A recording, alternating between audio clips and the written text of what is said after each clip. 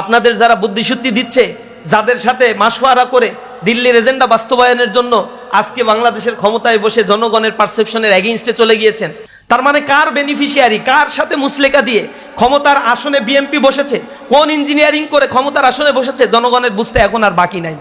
যদি তারা এগুলো কন্টিনিউ করতে থাকে, আমরা চাই দেশের যে তীব্র সংকট তৈরি হয়েছে, গ্যাসের সংকট, তেলের সংকট, জনজীবন বিপর্যস্ত হয়ে পড়েছে, দ্রব্যমূল্যের ঊর্ধ্বগতির কারণে আজকে মানুষ দিন আনছে, দিন প্রতিদিনকার জীবনযাপন পরিচালনা করতে পারছে না। গত এক মাসের মধ্যে 17 লক্ষ বেকারের অ্যাড হয়েছে আমাদের বেকারত্বের খাতায়। 6,40,00,000 মানুষ এখন দারিদ্র সীমার নিচে বসবাস করছে। সরকারের রাষ্ট্র পরিচালনার জন্য টাকা নাই, এ কারণে তারা 2 দিন আগে দেখলাম ট্রেজারি বন্ড ছেড়েছে। সেই ট্রেজারি বন্ডের মধ্য দিয়ে তারা 1,10,000 কোটি টাকা এপ্রিল মাসে জনগণের কাছ থেকে উত্তোলন করতে চায়। ব্যাংকগুলোতে টাকা নাই, যে ব্যাংকে ঋণ নেওয়ার পরে অতিরিক্ত ঋণ নেওয়ার মতো অবস্থা আর ব্যাংকে নাই।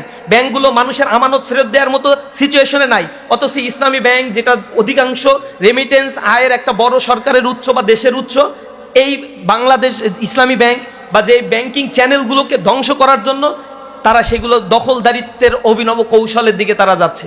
একের পর এক প্রশাসনিক দপ্তরগুলোতে নিজেদের লোক বসিয়েছে, অথচ তারা নির্বাচনের পূর্বে বলেছিল এখানে রাজনৈতিক বিবেচনায় কাউকে প্রশাসক হিসেবে নিয়োগ দেওয়া হবে না। তারা নিজেদের সাথে দ্বিচারিতা করছে। আমরা বলছি এই মুনাফিকি চরিত্র যদি বাদ দিতে না পারো, মুনাফিকদের পরিণতি আল্লাহর কাছেও যেমন করুন, এই মুনাফিকদের পরিণতি দুনিয়ায় আল্লাহ রাব্বুল আলামিন তাদেরকে লাঞ্ছিত করেন, এই জনগণের মাধ্যমেই তাদেরকে অপদস্থ করা হবে। আমরা দেশের জনগণ হিসেবে আপনাদেরকে সহযোগিতা করতে চাই। ফ্যাসিবাদ মুক্ত এই দেশ একটা অস্থিতিশীল অবস্থার মধ্য দিয়ে পরিচালিত হচ্ছে। দেশের শেয়ার বাজারের অবস্থা চরম বিপর্যস্তকর অবস্থা, স্টক মার্কেটের অবস্থা খারাপ, ক্যাপিটাল মার্কেটের অবস্থা খুবই খারাপ।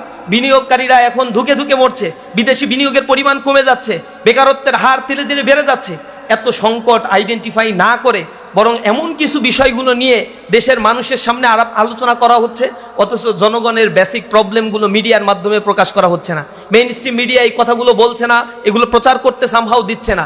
এই মিডিয়া কুয়ের মাধ্যমে তারা জনগণকে একটা অন্ধকারের মধ্যে রাখতে চায়, যে অন্ধকারের মধ্যে আওয়ামী আসলে রেখেছিল এবং তার পরিণতিটা খুব খারাপ হয়েছিল।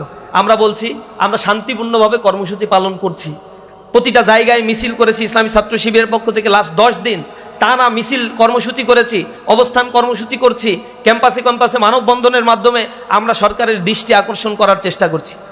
বাংলাদেশের একটা কপাল খারাপ জনগণের, অথবা নেচার খারাপ, যেই জায়গায় রাস্তা যদি অবরোধ না করা হয়, সচিবালয় ঘেরাও যদি না করা হয়, আর থানা ঘেরাও যদি না করা হয়, তাহলে জনগণ যে কিছু বলছে, এই দেশের জনগণ মজ্জাগতভাবে এটা ধরেই নিয়েছে যে এগুলা তারা আর মানবে না, তাদের আন্দোলনের সক্ষমতা নেই, এরকম মনে করে নিয়েছে। আমরা সরকারের কাছে বলবো, আপনারাও দীর্ঘ 17 বছর ধরে আন্দোলন করছেন, আন্দোলন কোন পর্যায়ে গেলে কিভাবে করতে হয় এগুলো আপনাদের সব জানা আছে।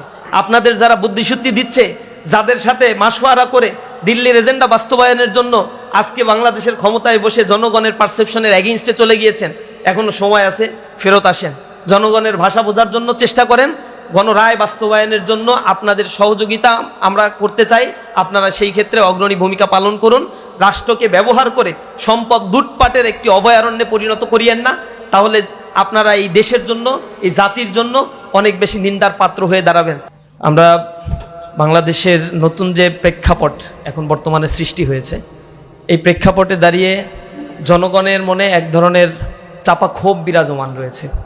আমরা বাংলাদেশের প্রত্যন্ত এলাকাগুলোতে ঘুরে ঘুরে যে বিষয়গুলো মানুষের কাছে শোনার চেষ্টা করছি, তাদের কথাগুলো বলার চেষ্টা করছি, এগুলো মিডিয়ার মাধ্যমে জনগণের এই কথাগুলো সরকারের কাছে আমরা আবেদন হিসেবে উপস্থাপন করছি।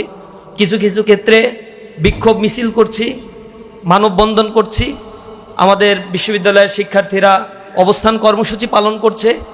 আমরা সরকারকে সহযোগিতা করার মানসিকতা নিয়েই মূলত এই জাতীয় কার্যসূচিগুলো পালন